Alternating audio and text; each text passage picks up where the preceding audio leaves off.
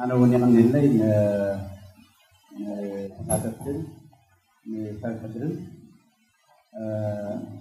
بروفيسور كغرب كله حزي عالم أب كفتني أزمان لوتي ويدما عبيد تاريخه لوت الله بعالم درجة سلذي زخنة تاسدي بخمينا نلوه ويكالايكنا تعلم كود داخله وي كل دوار كفرس كله ويكدمايكنا تعلمون بولك لبلو والترينايو اليوم تاريخه خيطات ما أو حجرات أو هزبات أو كيف أنت حسون تفهم زخنة لوت أنت يوم. I don't think anybody would doubt that Jerusalem is the heart of a global crisis today. It's a place where the three great monotheistic faiths all collide: Christianity, Judaism, and Islam. Here are ceremonies being conducted in front of the Wailing Wall. There is an aspiration to build the third temple in Jerusalem. But until the third temple is built, Jews may only worship as close as the last surviving wall of the previous temple. And so ceremonies and great religious fervor is shown at the Wailing Wall. But there are factions in Israel, notably the Temple Mount faithful, who want to build the third temple. And the place they want to build it is precisely where the Dome of the Rock and the Al-Aqsa Mosque now stand.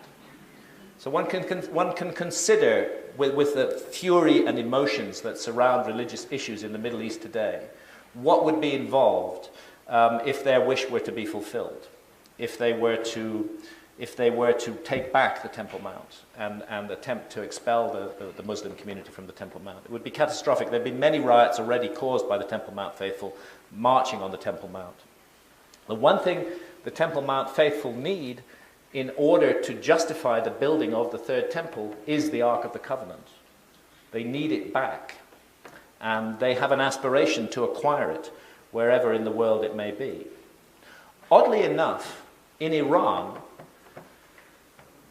there is another tradition about the Ark of the Covenant, and it's written deeply into Shia traditions and legends, and it concerns a figure called the Mahdi, or the hidden Imam, who vanished from history some 1,000 years ago, and has said, rather like King Arthur, to be waiting the moment when he will return to the world. And there are many now amongst the Shias who believe that the Mahdi is already back, he's already present, and that what he needs to do is to acquire the Ark of the Covenant.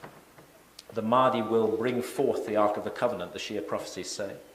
And actually it's impossible to understand the motivation of a man like Ahmadinejad without being aware of the story of the hidden Imam, because Ahmadinejad is definitely seeking to build nuclear weapons. There's no doubt about it whatsoever.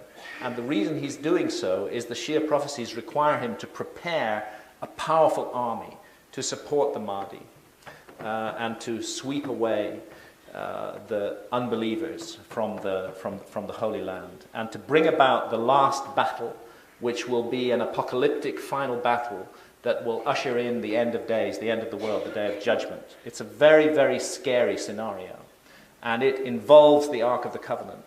Just as Judaic fundamentalism, in the form of the Temple Mount faithful, also they need the Ark of the Covenant. Fundamentalist Christians need it too.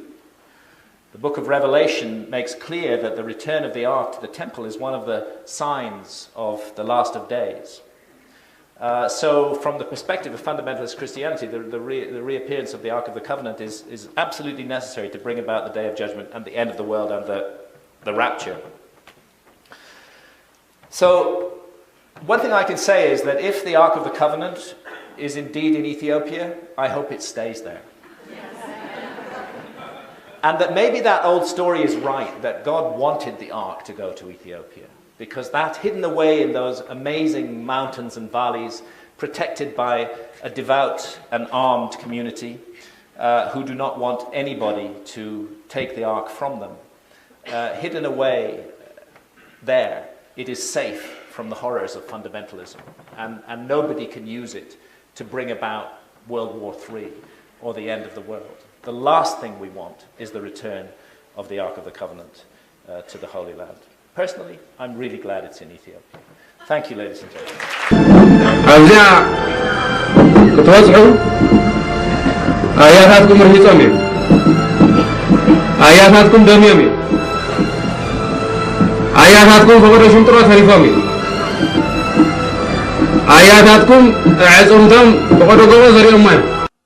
The Islam under Muhammad Ahmed in the Sudan that unified the Sudan and drove the British out of the Sudan was revolutionary Islam.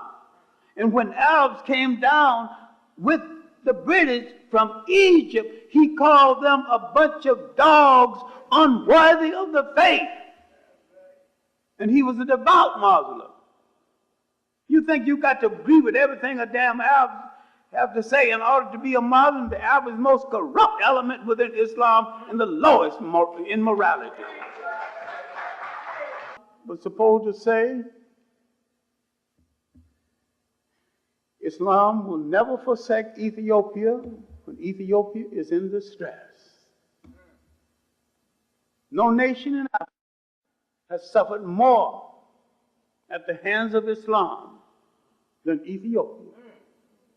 The Muslims from Eritrea, backed by Muslim zealot Gaddafi, destroyed the political effectiveness of Ethiopia. She's literally a weaker nation